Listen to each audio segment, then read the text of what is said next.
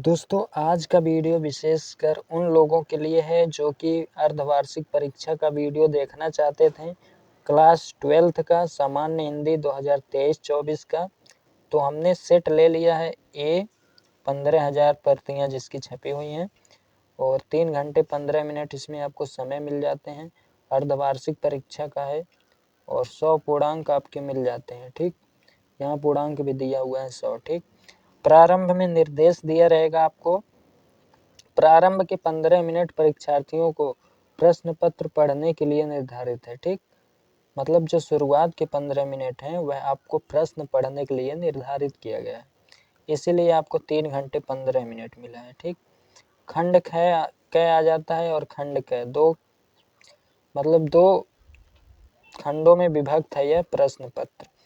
तो चलिए खंड क हम पढ़ते हैं। खंड क में क्या लिखा हुआ है सब कुछ देखेंगे। सबसे पहले देख सकते हैं यहाँ निम्नलिखित विकल्पों में से सही विकल्प का चयन कीजिए। आपको 5 विकल्प देगा एक एक नंबर का, पद्य से और गद्य से।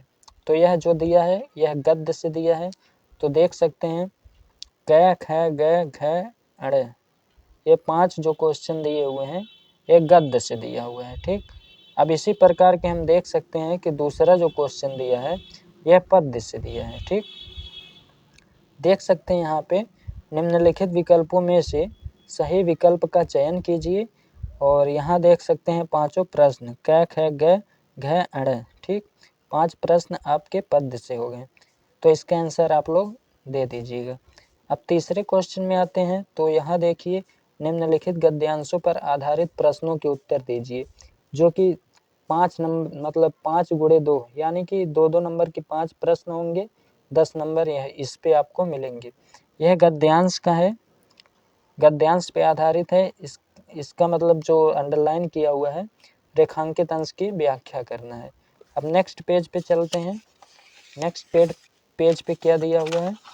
नेक्स्ट पेज पे दिया हुआ है यही पूरा, मतलब उसमें आधा दिया था उस बगल और इसमें पूरा दिया हुआ है। पहले क्वेश्चन पूछा है उपयुक्त गद्यांश के पाठ और लेखक का नाम लिखिए। तो आप संदर्भ करके लिख सकते हैं या फिर पाठ का नाम और लेखक का नाम डायरेक्ट लिख सकते हैं। रेखांकित अंश की व्याख्या कीजिए। जो रेखांकित अंश है उसकी व्याख्या करना है। जन का प्रवाह से क्या तात्पर्य है? राष्ट्र जन का जीवन भी कब तक अमर रहेगा। यह सब आपको गद्य के भाग में ही मिल जाएगा। जो गद्य यहाँ दिया गया है उसी में मिल जाएगा। ठीक, उत्थान के घाटों का निर्माण कैसा होगा, इतना। ठीक, अब देखिए यह दूसरे लेसन से दिया हुआ है अशोक वाले से, अशोक के फूल से।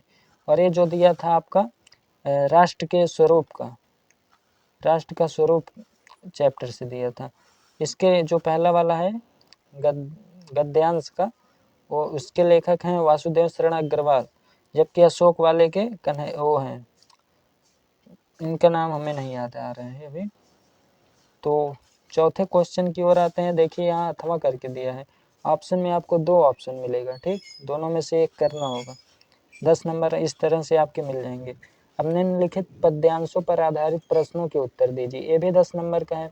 तदंतर बैठी सभा उठज के आगे नीले वितान तले दीप बहु जागे टकटकी लगाए नयन सुरों के थे में परिणाम उत्सुक उन भयातुरों के थे में उत्फुल्ल करौंदी कुंज वायु रह रह कर करती थी सबको पुलक पूर्ण माह मह कर वह चंद्रोक था कहाँ चांदनी वैसी प्रभु बोले गिरा गंभीर निरनिधि जैसी। अब इस पे 5 प्रश्न आपको मिलेंगे। अथवा करके देख सकते हैं। दुख की पिछली रजनी बीत विकसता सुख का नवल प्रभात। इतना रेखांकित से व्याख्या कीजिएगा। पद्यांश के शीर्षक और लेखक का नाम लिखिएगा। सॉरी, लेखक नहीं, कवि का।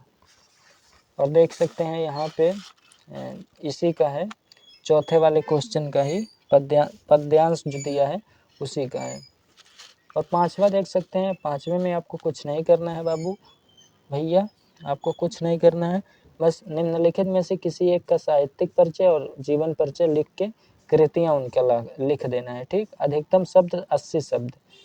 80 शब्द में देखिए आया हुआ है डॉक्टर वासुदेव शरण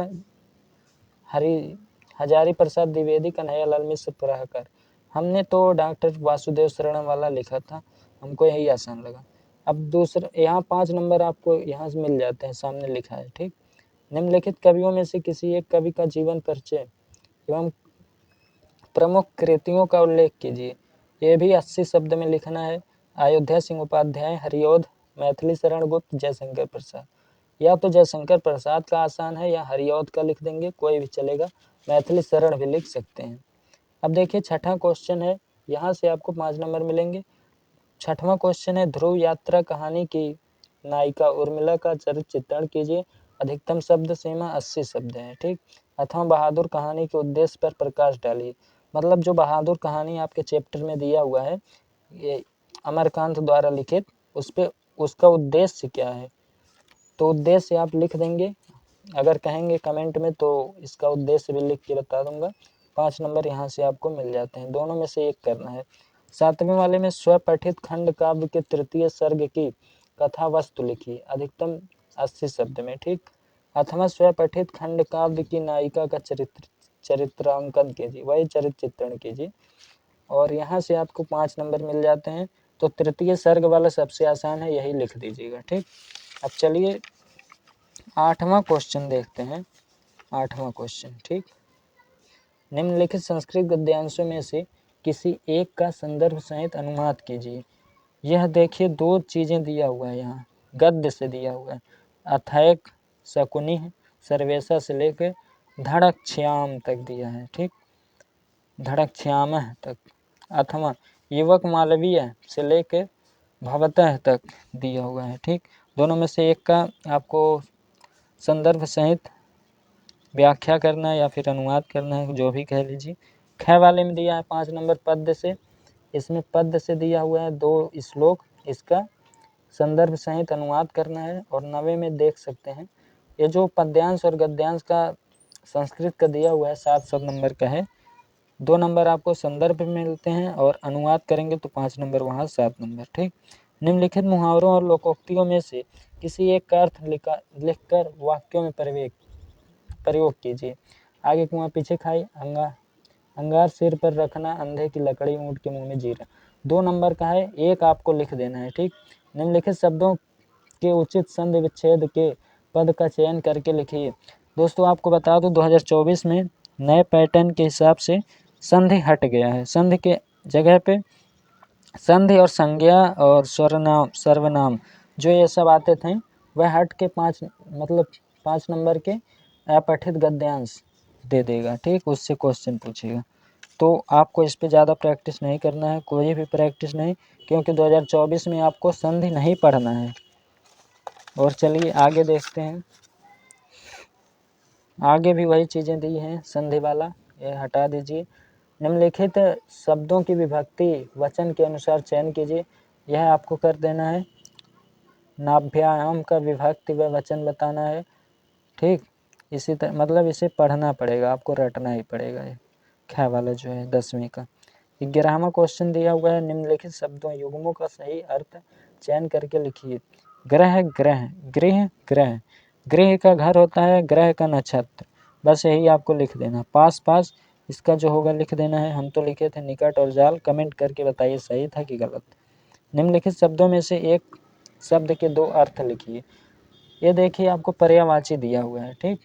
इसी में से एक शब्द लेना है, उसका 2 अर्थ लिख देना है, ठीक। सॉरी, पर्यायवाची नहीं है। निम्नलिखित शब्दों में से किसी एक शब्द के 2 अर्थ लिखिए। हाँ, पर्यायवाची ही है, ठीक। निम्नलिखित वाक्यांशों के एक शब्द का चयन करके लिखिए। जिसकी सीमा न हो असीम होगा, जिसकी उपमा न दी जा सके उपमेय होगा। निम्नलिखित में से किन्हीं 2 वाक्यों को शुद्ध करके लिखिए। ये जो आपने यहाँ देख रहा है नंबर, इसे आपने ध्यान रखना है, ठीक।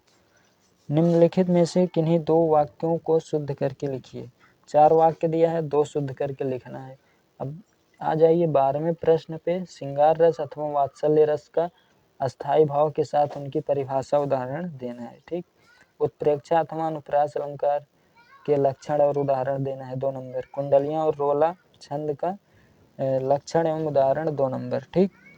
अब देखिए 13वां क्वेश्चन है, बढ़ते हुए संक्रामक रोगों की रोकथाम के लिए मुख्य चिकित्सा अधिकारी की को प्रार्थना पत्र लिखिए।